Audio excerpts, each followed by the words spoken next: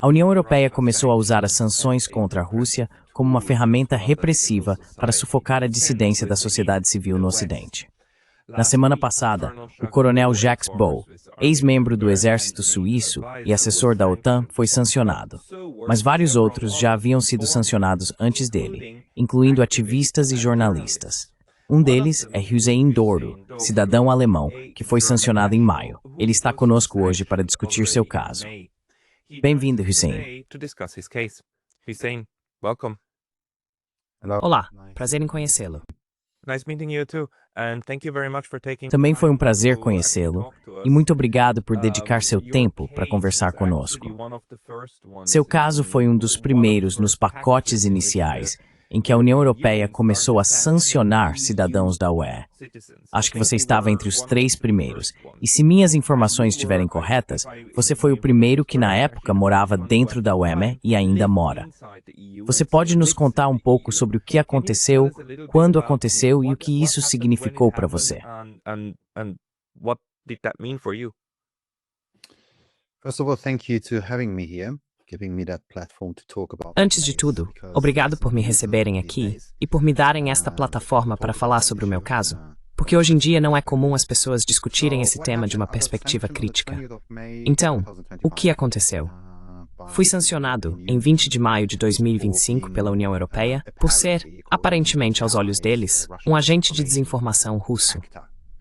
Isso foi justificado, ou melhor, explicado, pela minha cobertura jornalística pró-Palestina e anti-genocida no meu veículo de mídia da época, a Red Media, e também por destacar a cumplicidade da União Europeia, e especialmente, já que moro na Alemanha, a cumplicidade do governo alemão nesse genocídio.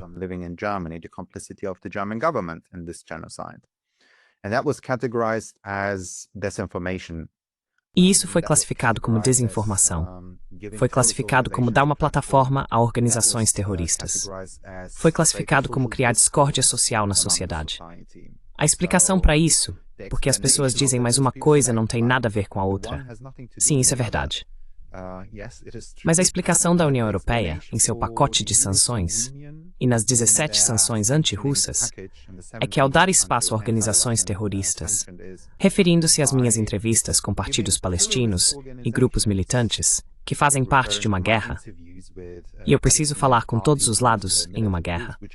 Isso é jornalismo, para ser objetivo.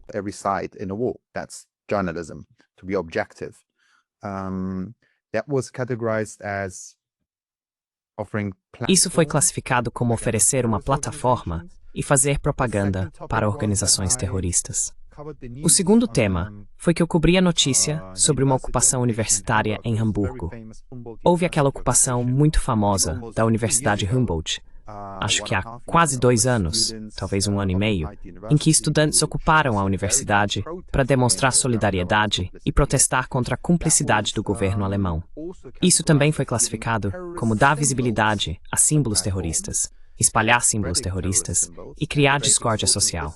E o terceiro ponto foi que, ao cobrir protestos sociais e violentos dentro da União Europeia, eu estaria desestabilizando a unidade da União Europeia e de seus Estados-membros.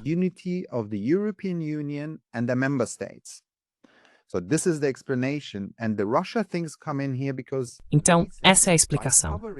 E a parte da Rússia entra aqui porque dizem que, ao cobrir o assunto, apenas a Rússia se beneficiaria disso.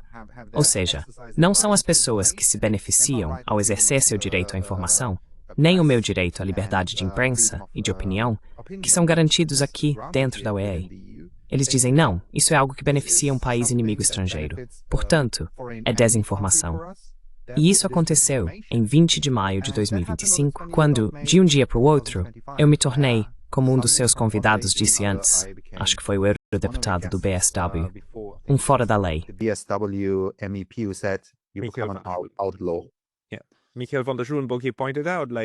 Sim. Michel van der Schoenbeek apontou que você basicamente perdeu a maior parte dos seus direitos a uma vida normal dentro da UEME. E claro, viver na UEME torna isso extremamente impactante. Quero apenas enfatizar as acusações contra você. E são acusações, porque você não foi considerado culpado em nenhum tribunal de justiça.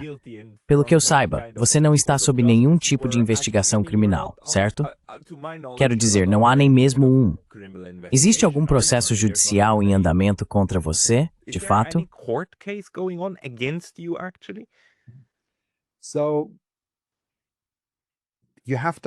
Então, você precisa entender que as sanções são extrajudiciais. Não há tribunal, nem audiência, nem direito à defesa, nem direito a um advogado. Nada.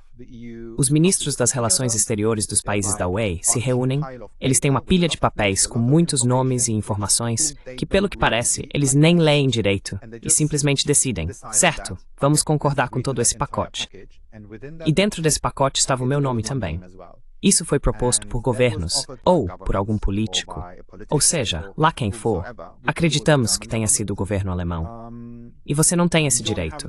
Mas no meu caso, por lei, pela lei europeia, eu deveria ter o direito de me defender e de ter uma audiência judicial adequada, defesa, tudo isso antes de ser punido por alguma coisa.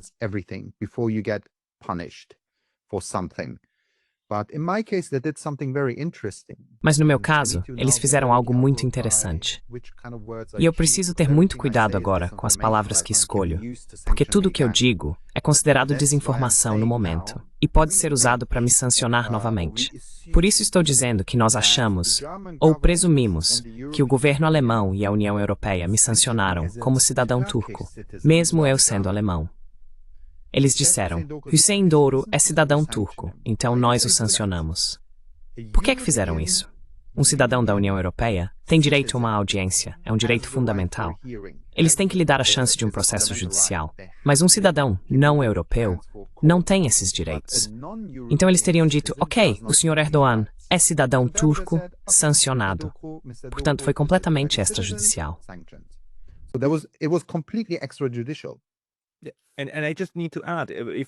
E só preciso acrescentar, se você acessar, a União Europeia oferece um rastreador de sanções, que também é um banco de dados com uma API, para que todos possam interligar e você pode ser bloqueado de tudo. Mas vamos deixar isso de lado. Nesse rastreador de sanções, você está listado com nacionalidade, Turquia. Apenas Turquia. Hüseyin Doğru, Turquia. A ponto de a própria Sevim Dadelen ter que entrar em contato comigo e dizer, Pascal, aliás, esse que hoje é louco pode fosse que fosse no balista. Ela teve que me corrigir e dizer, não, ele também é cidadão alemão. Isso é muito dúbio, muito ardiloso. That's very duplicitous. That's so sneaky.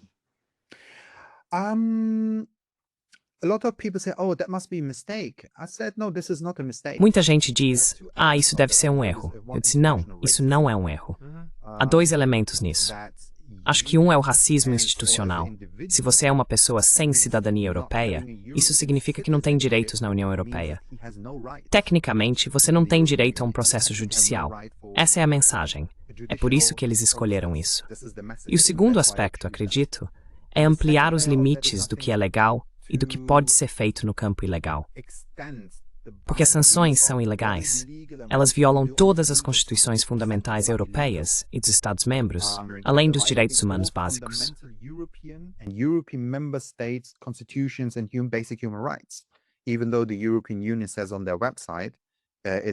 Embora a União Europeia diga em seu site que está alinhada com os direitos humanos internacionais, eu sugiro que cada ministro das Relações Exteriores da União Europeia viva apenas uma semana sob sanções.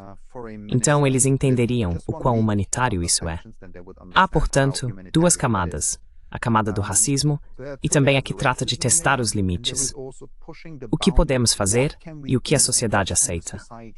Até onde podemos ir para expandir esse mecanismo opressor dentro da União Europeia? Acho que o efeito disso também é um efeito de intimidação. Garante que as pessoas fiquem com medo.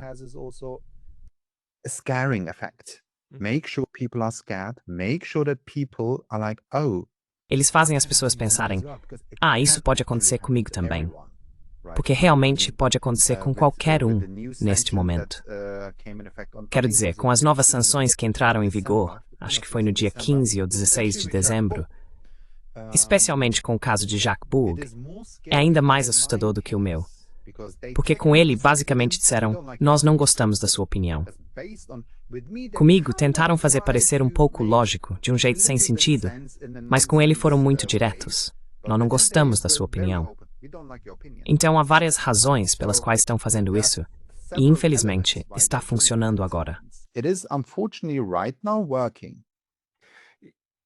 I mean, it is working in the sense that it really Quer dizer, está funcionando no sentido de que realmente assusta muita gente. Já aconteceu. Algumas pessoas no X disseram, não vou mais fazer reportagens sobre a Ucrânia. Então essa está funcionando. E isso torna a sua vida, imagino, muito, muito difícil. Você pode nos dar uma ideia de como isso é horrível? Can you give us an idea of the horribleness that this is?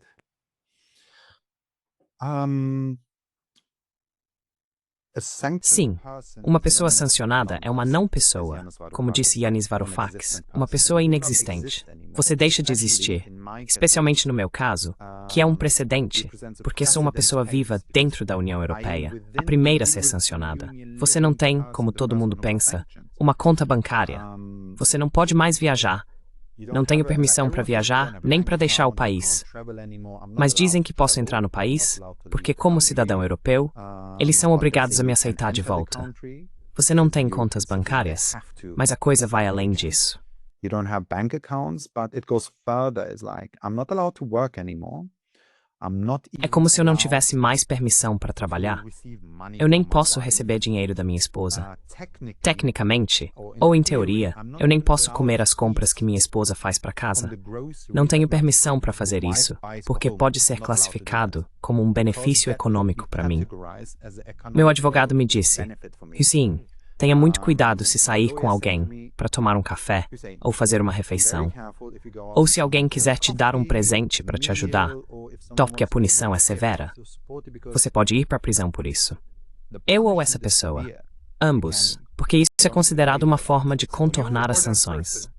Both sides, because it's circumvent the sanctions. Você seria punido por tentar contornar as sanções. Quero dizer, há uma pena adicional fazer algo assim. You could, in theory, have jail punishment for that. Em teoria, você poderia ir para a prisão por isso. Então esse é um lado da questão.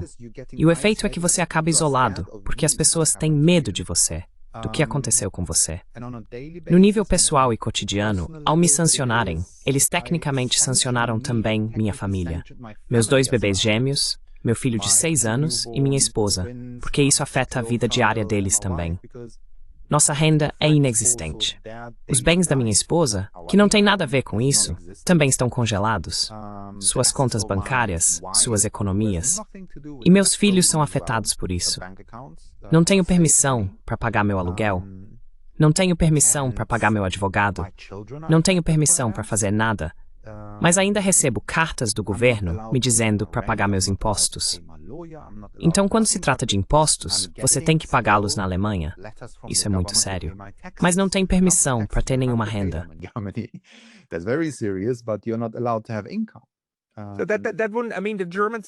Quero dizer, o Estado alemão receber dinheiro de você não seria considerado ajudar uma pessoa sancionada. Mas qualquer outra pessoa receber dinheiro de você, qualquer outra pessoa, é ilegal. Eles não podem receber o seu dinheiro.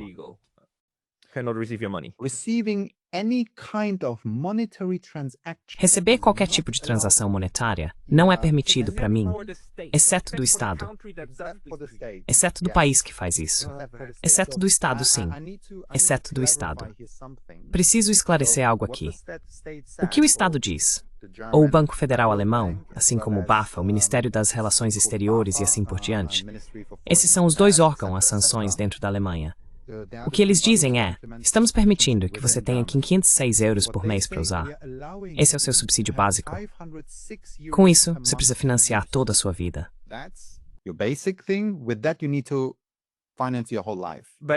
Mas foi isso que você recebeu quando pediu ajuda humanitária? Não. Esse é o dinheiro que eu tenho na minha conta congelada. é o dinheiro que depois de 6 meses eu recebo do meu seguro-desemprego, para o qual precisei me inscrever. Mas são apenas 506 euros que eu posso usar, em uma cidade onde o aluguel médio em Berlim é de cerca de 1.600 ou 1.700 euros. Então você pode imaginar, 2 bebês recém-nascidos, uma criança, uma esposa que não pode trabalhar no momento, todos os nossos bens congelados, e estamos tentando sobreviver com 506 euros em um dos países mais caros da Europa.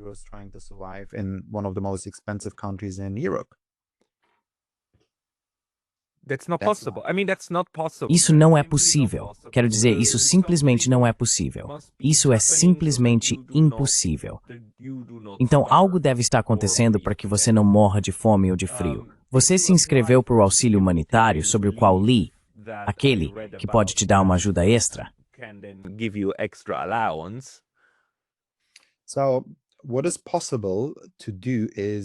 Então, o que eu tenho que fazer é entrar em contato com o Banco Federal Alemão toda vez que preciso de mais dinheiro. Mesmo que eu só queira pagar uma fatura, tenho que pedir a eles. Cabe a eles decidir se é um caso urgente em que podem me conceder uma permissão especial para receber ou gastar esse dinheiro. E se eles não considerarem urgente, dizem não. Deixe-me dar um exemplo. Eu perdi meu cartão de identidade alemão, que por lei você é obrigado a ter, porque precisa ser capaz de se identificar caso a polícia o pare para uma verificação de identidade na rua, por exemplo. Então eu perdi meu cartão de identidade e tive que solicitar um novo.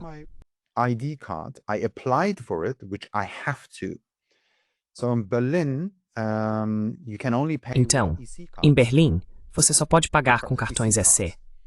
Mas eu não tenho um cartão EC, porque o banco não quer me dar um. Então não posso pagar com meu cartão por causa das sanções. Aí escrevo para o Banco Federal Alemão dizendo, ok, eu solicitei meu documento de identidade. Preciso pagar por ele, mas não posso. A, não tenho dinheiro, e B, não tenho um cartão EC, etc, etc. Minha esposa pode pagar por mim. Eles disseram que não, que isso não é um assunto urgente. Eles simplesmente decidem que não. Mesmo que por lei eu tenha que fazer isso. Então é isso. As pessoas perguntam por que é que eles estão fazendo isso. Eu acho que a sanção em si não é a punição. Certo, a sanção em si não é a punição.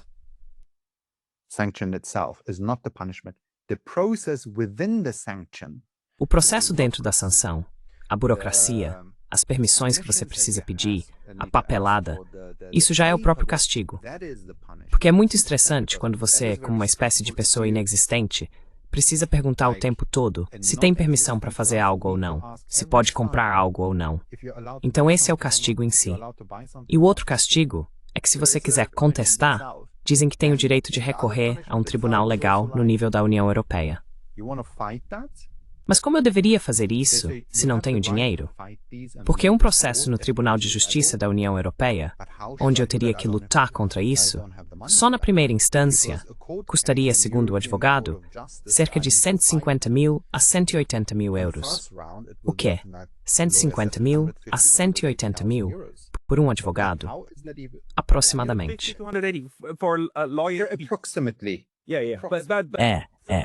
Algo por aí.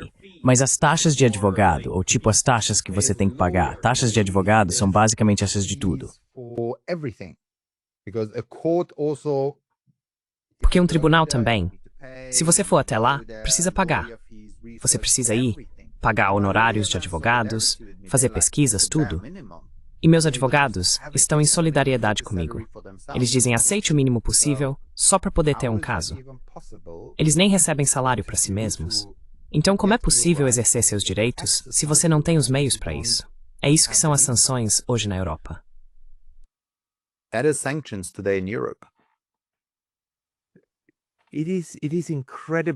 É incrivelmente brutal. Uma coisa incrivelmente brutal, como uma punição ou morte pela burocracia. Quanto tempo o banco leva para te responder? Quero dizer, todo mundo tem que pagar. A menos que você seja dono da sua casa, tem que pagar aluguel. Suponho que seja preciso pedir permissão para pagar o aluguel todo mês.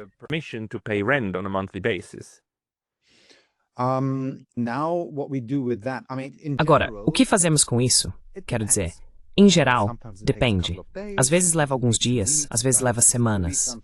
Nas últimas 2 semanas, tenho tentado convencê-los de que minha esposa precisa pagar pela minha carteira de identidade. Sim, uns 10 dias, 2 semanas. Então, às vezes, pode demorar tudo isso. Outra coisa, perguntei à BAFA, o Ministério de Assuntos Exteriores e Alfândega, e também ao Banco Federal Alemão, se eu tenho permissão para trabalhar. Fui sancionado no dia 20 de maio. Já se passaram quase 7 meses, e até hoje eles ainda não descobriram se eu posso trabalhar ou não. Então, certas coisas também podem levar muito tempo.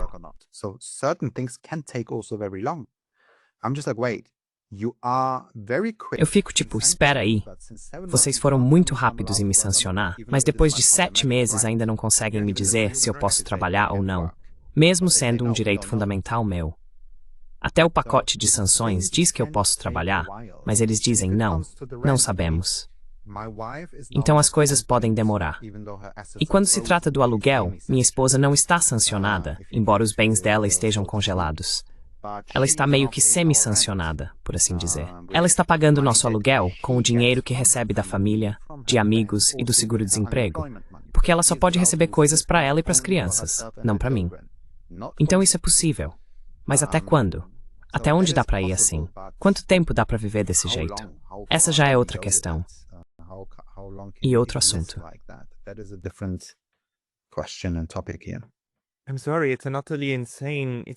Sinto muito, é uma coisa completamente insana. Quero dizer, eles não estão te colocando na prisão, mas de certo modo tornam tudo pior, porque na prisão você pelo menos teria comida, abrigo e outras coisas. Mas tudo isso é basicamente feito para ser o mais impossível possível. E tudo isso se baseia no que alguns burocratas decidiram no alto escalão da União Europeia. Depois o Estado simplesmente implementa, o que também me parece absolutamente insano. Quero dizer, a essa altura, o Estado deveria dizer, não, nós vamos proteger nossos cidadãos. Mas obviamente não é isso que eles fazem. Há todas essas declarações da Bundespressekonferenz, do clube de imprensa, em que as pessoas dizem, ah, não, não. É claro que a Alemanha vai implementar todas essas sanções, sem questionar. Os indivíduos sancionados devem falar com a União Europeia. Quer dizer, eles simplesmente lavam as mãos, certo? Não é nossa decisão. Somos apenas um fiel ao Women. O que você acha disso? Você deve estar incrivelmente irritado.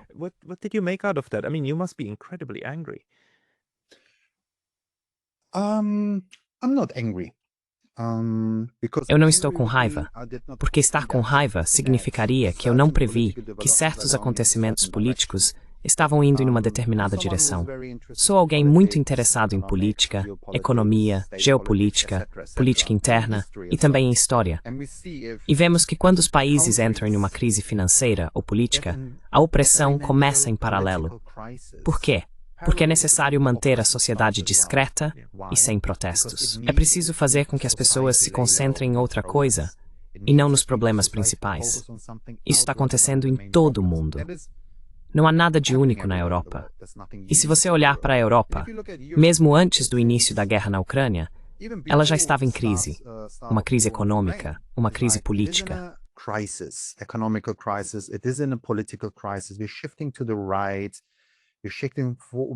Estamos nos deslocando para a direita. Estamos cortando mais direitos sociais. Estamos vendo um enorme aumento na população em situação de rua. Temos desemprego. Temos uma crise social. E assim por diante. Ao concentrar a sociedade em outros temas, em ameaças externas o tempo todo, eles garantem que não nos concentremos em nossos principais problemas dentro de nossas fronteiras, dentro de nossas redes sociais, dentro da política que afeta nossa vida cotidiana. Porque isso significaria ameaçar suas políticas, ameaçar os privilégios dos políticos. E isso também se reflete nas sanções contra mim. Porque enquanto me sancionam, estou cobrindo os protestos sociais e violentos dentro da União Europeia.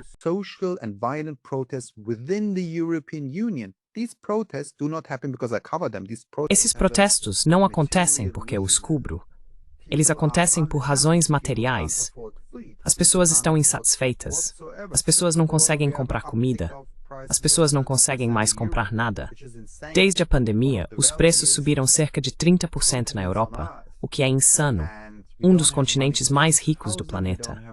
E mesmo assim não temos dinheiro para habitação social, não temos dinheiro para educação, não temos dinheiro para reduzir o desemprego ou criar empregos. Mas, de repente, o governo alemão tem 500 bilhões de euros para gastar na guerra na Ucrânia, para rearmar a Europa. Então, se você quer que as pessoas apoiem o rearmamento da Europa, precisa garantir que elas não se concentrem em seus problemas diários. E é aí que entram as ferramentas de repressão, para silenciar essas vozes.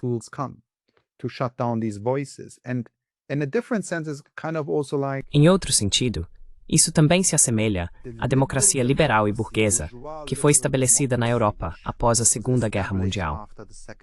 Todos a defendem, todos os cidadãos europeus, países e assim por diante. Mas isso não representa um obstáculo para eles, porque essas mesmas democracias burguesas e liberais que os governos promoveram por anos, agora os impedem de levar adiante suas agendas, de impulsionar suas políticas belicistas. Isso também se reflete nas sanções contra seus próprios cidadãos. É algo contrário às suas leis democráticas, às suas constituições, a tudo, mas agora estão abrindo mecanismos extrajudiciais para tornar isso possível. Portanto, ao me atacarem, ou a Jack Boog, ou a outras pessoas neste momento, independentemente do que você pense sobre minha política ou minha visão de mundo, esse não é o ponto. O ponto é que ao me atacarem, eles virão atrás de você no futuro. By attacking me, they're coming after you in the future. They take you out. Quero dizer, eles te eliminam. Todo o sistema que construímos, a separação de poderes, o devido processo legal e todas as diferentes instâncias pelas quais você pode passar quando está sendo punido pelo Estado, tudo isso é desligado, é contornado. E desde o topo, com pessoas protegidas por imunidade e outras coisas, você não conseguiria levá-las diante de um tribunal, mesmo que tentasse, ainda que o Tribunal Penal Internacional fosse o único que, intuitivamente, de Volgamento.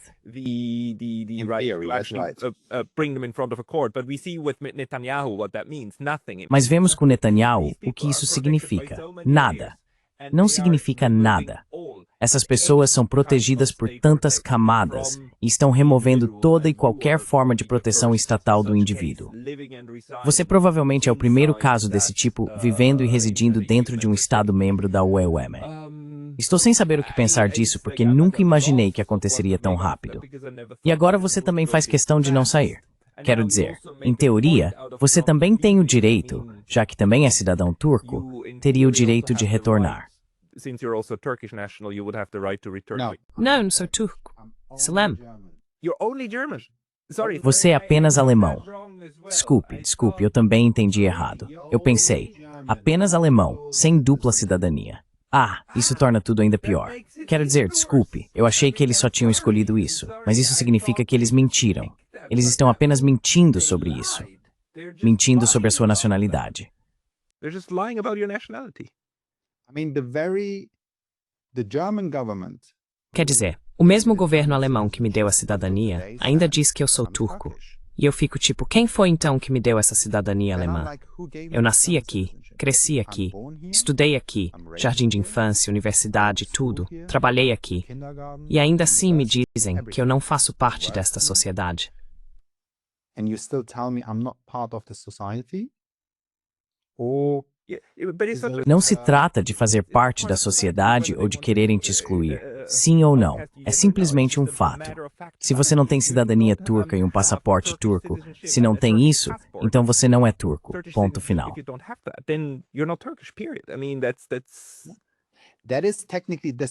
Quer dizer, isso é tecnicamente desinformação em nível da UEM, porque estou sendo acusado de ser um agente de desinformação, ou algo assim. Até hoje, nenhum órgão do governo alemão ou da União Europeia me mostrou claramente o que exatamente seria desinformação. Acho importante voltar um pouco para deixar esse ponto claro. O quão estúpido isso é. Quando pedimos o dossiê de provas, meu advogado disse, certo, vocês sancionaram essa pessoa extrajudicialmente. Com base em quê? Quais são as provas? Pedimos o dossiê de provas, ou arquivo de evidências, que é a única coisa em que basearam a sanção. Essas são as provas. Nós o recebemos. By sending me that document, they also wrote Ao me enviarem aquele documento, eles também escreveram uma carta dizendo que eu não tenho permissão para publicá-lo ou compartilhá-lo com terceiros. Fico me perguntando por quê. Essa carta está até na minha conta do Twitter, a parte que diz que não posso compartilhá-la, caso alguém me acuse novamente de desinformação. Os fatos estão aí. Então analisamos o conjunto de provas. Tenho certeza de que você está um pouco familiarizado com a história alemã e europeia. É um fato histórico que antigos nazistas da SS, do regime fascista de Hitler, após a queda na Europa, ajudaram a construir a OTAN. Isso é um fato histórico. Eles chegaram a ser generais da OTAN. Eu publiquei sobre isso e a União Europeia disse que isso é desinformação, que não é verdade. Mas esse é o problema. O termo desinformação nunca foi definido, até onde eu sei. Eu não sei. É um fato histórico. Se você entrar no site da OTAN, vai encontrar os nazistas que fizeram carreira lá, até mesmo no governo alemão depois da Segunda Guerra Mundial, no pós-guerra, entre os membros da CDU e assim por diante, o partido que governa hoje. Outra coisa que foi usada para me sancionar, ou tecnicamente para renovar minhas sanções, é que reclamei online que jornalistas alemães, ou jornalistas da grande mídia, não cobrem minha história. Disseram que isso é desinformação. Eu pensei, espera aí, mas isso é um fato. Então tudo naquele dossiê de evidências é apenas o meu trabalho jornalístico. O fato de eu ter reclamado que o governo alemão, ou a União Europeia, estão gastando bilhões em militarização, isso também é um problema. Ou o fato de eu ter dito, publiquei um vídeo de um político alemão da CDU, membro do partido governante. Acho que ele disse isso há 1 ano e meio, talvez 2 na TV. E isso está gravado.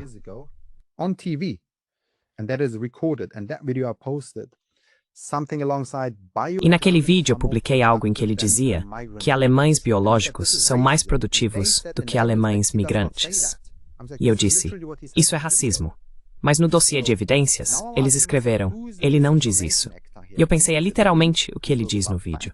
Então agora eu me pergunto, quem é o agente de desinformação aqui?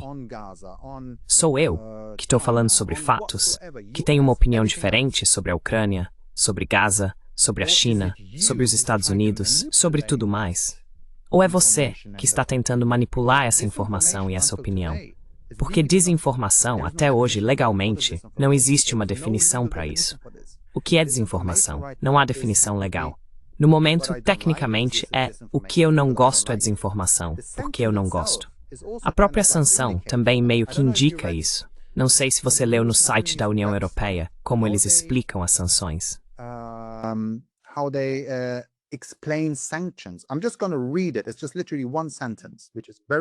Eu só vou ler. É literalmente uma frase e é muito informativa. As sanções não são punitivas. E, em vez disso, buscam provocar uma mudança no comportamento não ilegal do passivo. Comportamento não ilegal. Isso significa que o comportamento legal precisa ser mudado.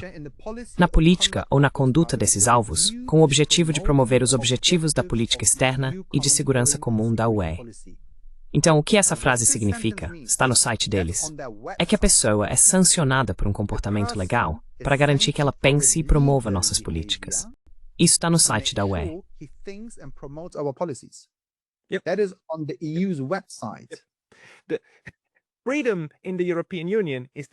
A liberdade na União Europeia é a liberdade de concordar com a União Europeia. Se você não concorda com a União Europeia, então não tem permissão para dizer isso, porque será rotulado como um agente de desinformação. E isso é absolutamente distópico. Quero dizer, Orwell não poderia ter previsto isso. Quero dizer, isso é. E você está absolutamente certo em destacar, isso está na página inicial. Isso é o que eles consideram boa informação. Eu estou sem palavras. Ele está dizendo, estou simplesmente sem palavras. I'm speechless. He's saying I'm just speechless.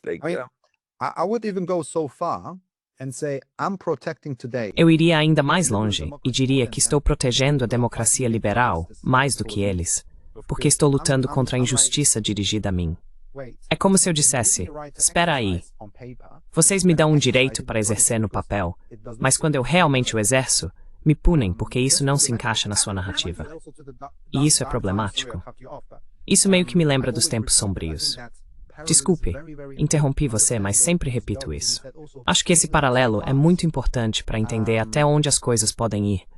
Porque você disse que tudo aconteceu muito rápido. Em 1933, na Alemanha, quando os fascistas estavam no poder, havia uma lei chamada Schriftleitergesetz. A Schriftleitergesetz determinava que a mídia, os jornais, tudo, tinham que promover a política do Estado e não podiam criticar mais nada. And do not write, criticize something else. And if you did not do that, you got punished. E se você não fizesse isso, era punido. E isso quero dizer, não é a mesma coisa, mas há paralelos com aquele mecanismo repressivo. Então, aprendemos com a nossa história na Europa, com aqueles tempos muito, muito sombrios pelos quais passamos, ou com as pessoas que viveram 85, 86 anos, ou essa experiência foi meio que reformulada com cores vivas e apresentada como algo feito em defesa contra um inimigo estrangeiro. E é a mesma coisa de novo. Naquela época, havia um inimigo estrangeiro. Havia um inimigo. Eram os judeus maus. Eles estão vindo. Precisamos proteger nossa sociedade. Foi isso que os fascistas disseram. E com esse medo eles implementaram muitas coisas. Eles tornaram isso aceitável.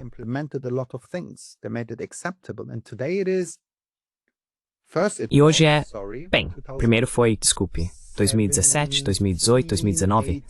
Talvez muita gente não se lembre agora, mas era notícia falsa. Em todo lugar era notícia falsa. Notícia falsa, notícia falsa, notícia falsa, notícia falsa, notícia falsa, notícia falsa, notícia falsa.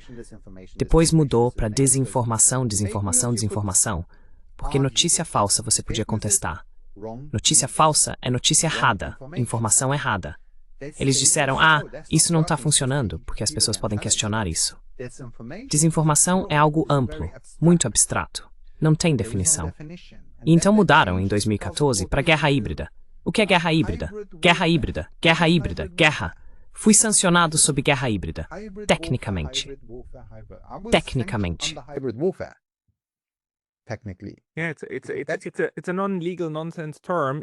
Sim, é um termo sem base legal. Um absurdo usado para justificar tudo e, no processo, assustar as pessoas até que se submetam. É algo muito evidente. Sinto muito por tudo isso, porque você é uma das primeiras pessoas a sofrer tanto com isso. Mas juro por Deus, você não será a última.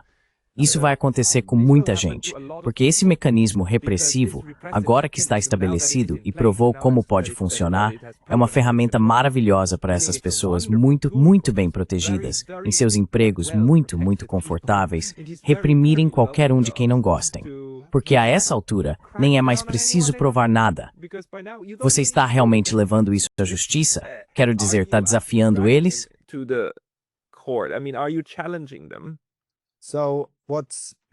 Então, antes de eu responder, você faz um bom ponto. Eu preciso provar. Eles não precisam provar nada. Acho que essa é uma palavra-chave muito importante aqui.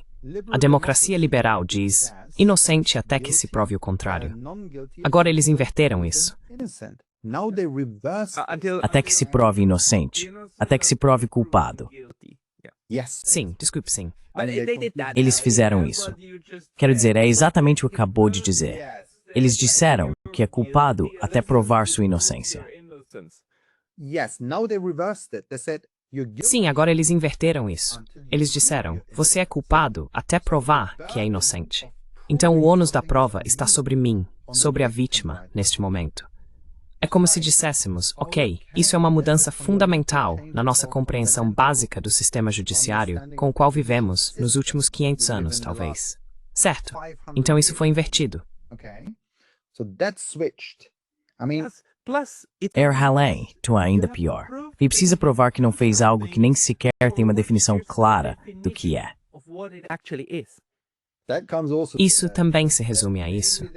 Então talvez seja um movimento inteligente da parte deles também. Tipo, certo, agora encontre uma maneira de provar algo que você não pode provar. Isso não está definido. Então, sempre que você faz algo, eles dizem, não, nós queríamos dizer outra coisa. Queríamos dizer esta aqui. Quero dizer, isso simplesmente devolve todo o poder para essas pessoas e nada para você, o acusado. E isso torna o processo legal muito difícil. Agora, voltando à sua pergunta.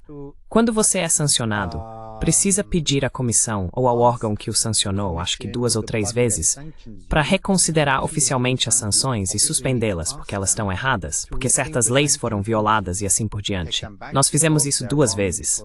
Sim, 2 vezes. E na segunda vez, eles nos enviaram um novo conjunto de provas, explicando por que estavam nos sancionando novamente, ou por que estavam mantendo as sanções. Um dos motivos era que eu reclamei sobre política em geral, que reclamei que ninguém estava escrevendo sobre o meu caso e que eu ainda publicava notícias no Twitter como jornalista ou compartilhava minha interpretação de certos eventos. Sr. mudou ao filme. Você não está on board. Exatamente. Esse é um bom ponto. Eu não mudei meu comportamento, sim. E não vou mudar, porque não fiz nada de errado. Então, na terceira vez, meus advogados escreveram outra carta e destacaram que isso é autoritário, que continua violando certas leis. Depois eles rejeitaram nosso recurso novamente. Depois disso, você envia o caso para o Tribunal de Justiça da União Europeia, que agora tem nosso processo. E as pessoas estão perguntando quanto tempo vai levar. Porque no nível judicial, nós vamos vencer. How long is a good thing? Because on a judicial level you're going to win. Yes, on the judicial level I will definitely win. Sim, no nível judicial, eu certamente vou vencer, porque até uma ex-juíza do Tribunal de Justiça preparou um relatório sobre as sanções e sobre o meu caso. Ela disse, isso foi há cerca de um mês, em Bruxelas, em um evento do Parlamento Europeu, onde o relatório foi apresentado, que essas sanções são ilegais. Elas violam direitos fundamentais, leis fundamentais, direitos humanos, o que também fortaleceu a minha posição. Até as próprias pessoas deles estão dizendo agora que isso está indo longe demais. Então, o meu caso está no Tribunal de Justiça da União Europeia. Isso pode levar 2 semanas, 2 meses, 6 meses, 1 ano, até 2 anos, até que eu tenha uma audiência. Se eu tiver uma audiência, porque para eles não é um assunto urgente. Because for them it's not an urgent matter. They're going to do that when they have time. Eles farão isso quando tiverem tempo. Mas há também outra coisa oculta aqui. As sanções são revisadas a cada 6 meses. E as pessoas pensam, que bom. Talvez em 6 meses elas sejam suspensas. Mas isso na verdade é mais perigoso agora. Por quê? Porque enquanto eu estou contestando as primeiras sanções com base na justificativa que deram em 20 de maio, tentando lutar contra isso legalmente, depois de 6 meses, se eles acrescentarem outro motivo, isso se torna um segundo caso. Mesmo que eu vença o primeiro, ainda estarei sancionado. Então você fica preso em um ciclo o tempo todo.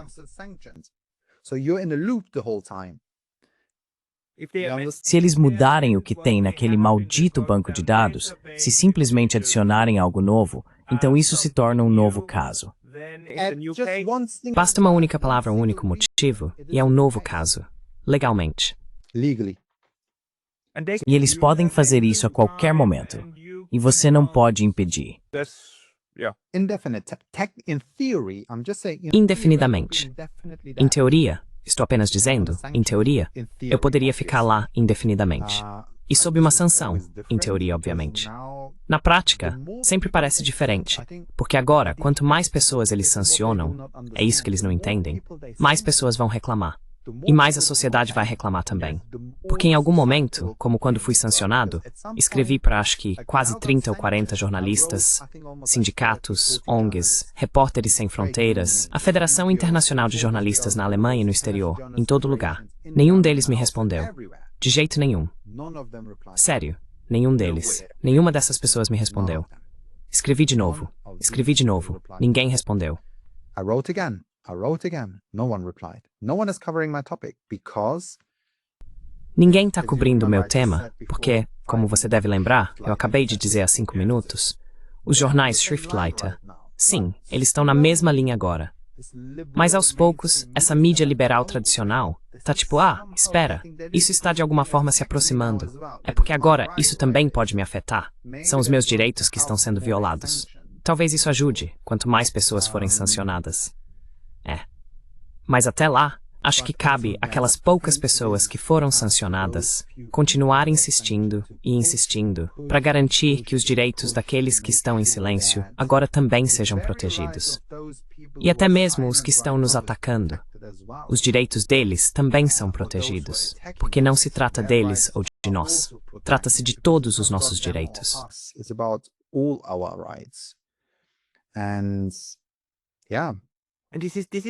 E é exatamente por isso que nos dizem na escola, quando nos educam, porque nós, europeus, desenvolvemos o Estado que protege seus cidadãos.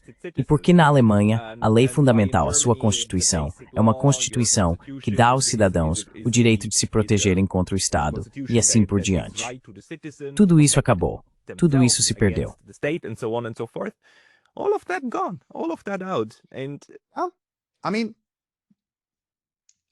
Quer dizer, alguém que passou pela educação alemã, ou suíça, ou em qualquer país de língua alemã, digamos assim, sempre aprende sobre a Segunda Guerra Mundial e por que isso é importante. Diversidade, liberdade de expressão, diferentes opiniões. Quando se trata do movimento de direita na Alemanha, especialmente, os partidos tradicionais sempre dizem que a democracia precisa ser forte o suficiente para aceitar essas opiniões e lidar com elas, em vez de simplesmente silenciá-las. Mas, quando se trata do meu direito, o direito de alguém que luta contra ideologias de direita, fascismo e assim por diante, esse direito não é garantido. Então eu me pergunto, espera aí, de que lado você está agora? Outra coisa é que estou falando apenas do Ocidente aqui, porque é onde estou. Quanto mais o Ocidente afirma defender a democracia historicamente, mais deveríamos lembrar o que aconteceu no passado. Disseram que estavam defendendo a democracia no Smilba.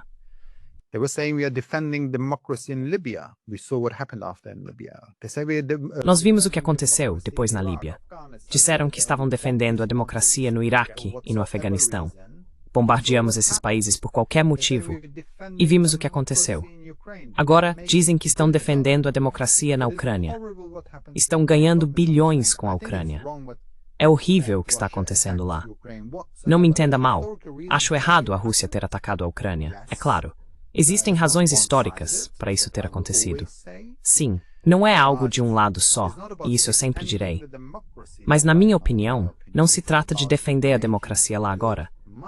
Trata-se de ganhar muito dinheiro, entende? Então, quanto mais as pessoas gritam democracia, democracia, democracia, o que em teoria é bom, mas na prática, quando olhamos o que os políticos fazem, está ficando muito perigoso. Porque se você vive em uma sociedade democrática, não precisa gritar a democracia tão alto, porque ela já está lá.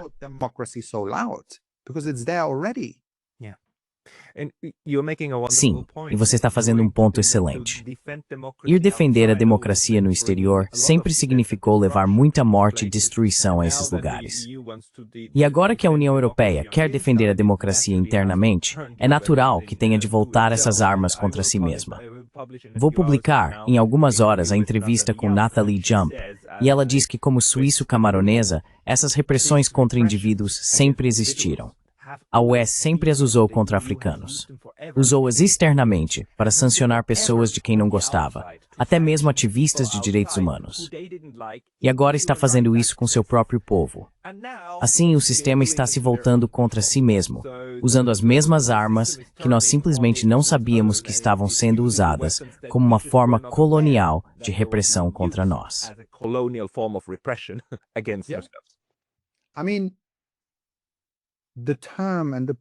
Quero dizer, o termo e a propaganda de defesa não são defesa de fato. É tecnicamente outra forma de vender às pessoas a militarização interna com uma aparência liberal. É tipo, estamos nos defendendo. Se você olhar o que está acontecendo agora com a Ucrânia e a Rússia, é sempre, a Ucrânia está defendendo nossos valores europeus. Não, a Ucrânia está se defendendo. Eles estão apenas tentando sobreviver, o que é bom que façam. E as mesmas coisas estão acontecendo em outros lugares. Mas acho que o que também está acontecendo é a militarização da sociedade e a militarização da informação nesse momento. Sim. E é isso que tenho destacado bastante, porque eles não me dizem que estou dizendo algo errado. Acho que o que os desagrada é simplesmente o fato de eu estar dizendo isso. O monopólio da informação, o monopólio da educação, o monopólio de mostrar uma realidade diferente neste mundo. E é assim que a União Europeia transformou a própria informação em uma ferramenta militarista, sob o disfarce de defender a democracia.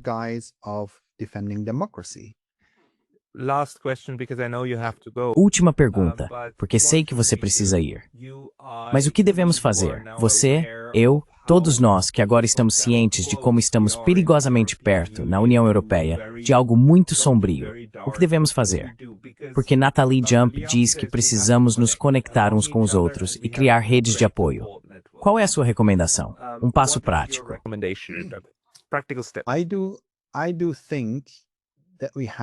Eu realmente acho que precisamos aprender com o nosso passado, especialmente o passado europeu. Nos tempos sombrios das décadas de 30 e 40, quando as pessoas viviam sob a pior repressão, fascismo, tortura, morte e tudo mais, elas ainda assim se organizavam. Precisamos nos organizar. Precisamos nos organizar. Precisamos criar nossa própria mídia. Precisamos criar nossos próprios partidos. Precisamos informar as pessoas. Precisamos pressionar nossos políticos a investigar esses temas. Precisamos conversar uns com os outros. Precisamos usar as ferramentas que temos, como as plataformas online, por exemplo. Quero dizer, isso também é outra coisa importante.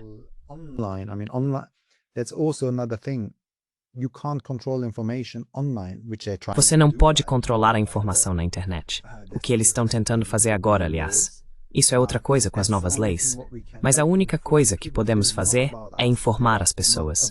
Não se trata de nós, não de nós individualmente. Trata-se de nós como sociedade. Fora isso, acho que agora, organizar de todas as formas. Organizar como jornalistas, organizar como ativistas, organizar como políticos, organizar como migrantes, como o que for, é nos organizar. E isso é o único senso que podemos fazer agora. E escrevam e protestem. Escrevam cartas, enviem e-mails para pessoas que vocês conhecem, para dizer, olha, isso não está certo. Precisamos responder essa questão. Precisamos responder às pessoas que perguntam o que o homem comum e a mulher comum em casa podem fazer para apoiar isso. Porque estamos em um ponto em que realmente precisamos de ação coletiva para sair dessa situação. Só uma coisa, deixe-me comentar sobre isso. Eu não acho que o povo seja o carinha ou a menininha. São eles que tecnicamente têm o poder. Nós temos o direito, temos o poder de elegê-los e temos o direito constitucional de responsabilizá-los. É isso mesmo. E protestar é uma coisa, mas você sabe, todas as medidas que podem e devem ser tomadas agora, incluindo, você sabe, ações para reverter isso. Hussein, mais alguma coisa que você queira nos contar, ou...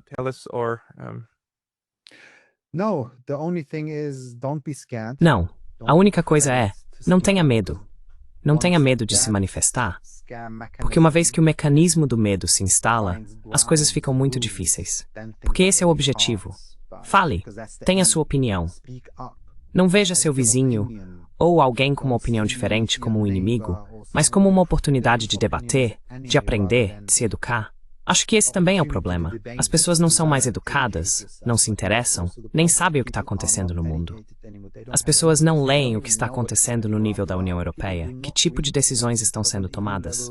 Faça isso. Questione. Questione a mim. Até a mim. Eu quero isso, sabe? Questione-me, debata comigo, desafie-me, porque isso é democracia. É assim que podemos construir uma boa base novamente. Não vamos dar isso a ele. Para as pessoas que querem te encontrar, elas devem te seguir no X. Onde elas devem te seguir? Eu tenho uma conta no X. Sim, eu tenho uma conta no X. Ainda tento informar as pessoas. Talvez você possa colocar o link ou incluir na descrição, não sei. Sou um cara bem humilde. Não fico promovendo coisas porque acho que esse não é o objetivo.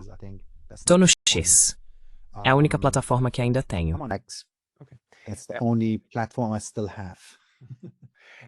Quem quiser acompanhar o trabalho, os escritos e o andamento do caso dele, procure por Hussein Douro em sua conta no X. Hussein Douro, muito obrigado pelo seu tempo hoje. Thank you very much for your time today. Eu te agradecer.